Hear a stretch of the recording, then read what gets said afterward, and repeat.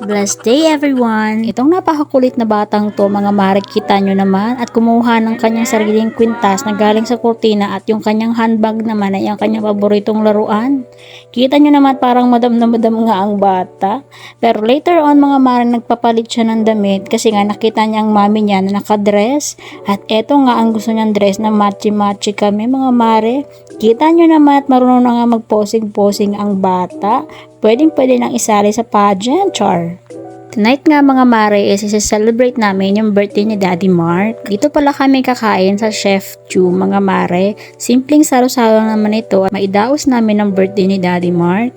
Ang nakakatuwa pa dito mga mare is tuwang-tuwa nga itong si Madam Bibi dito sa nagbabanda. Kita nyo naman mga mare, very amazed talaga siya nung makita niyang kumakanta ng live. At talaga namang hindi siya tumigil ng kakapalakpak at talaga namang titig na titig siya dun sa mga kumakanta.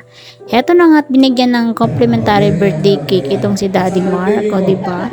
Bali tatlo sila nagbe-birthday dito sa Chef Chu. Ito nga si Madam Bibi at kita nyo naman panay ang kaway sa mga singer at banda. Erica, Mary Ann, and Mar. Thank you very much for celebrating your birthday tonight. Yay! Also to this little kid, very ano siya.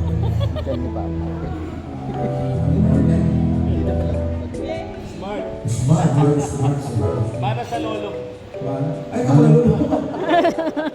Lolo ka na pala sa Happy birthday to you.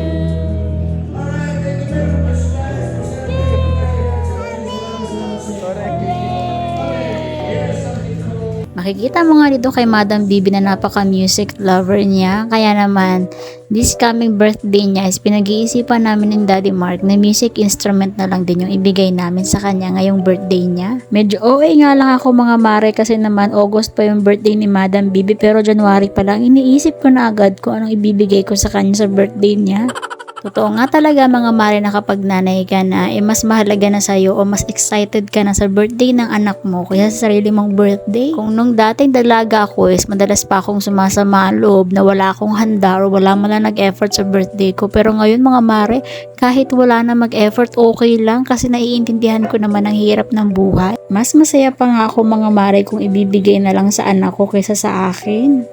This dinner nga pala mga mare is from Tita Cora and Tito Ernesto. Talagang di nila na kami na nakakalimutan lalo na sa aming mga birthday. Kaya thank you so much po sa pa-surprise Tita Cora and Tito Ernesto. Super salamat po sa love ninyo sa amin at sa family namin. Palagi nga nilang sinasabi na deserve namin to dahil naging masipag kami. Kaya naman thank you po. Pero mas deserve po ninyo ang blessings na natatanggapin nyo ngayon dahil napakabuti ng puso nyo. More blessings from Kalisha and family.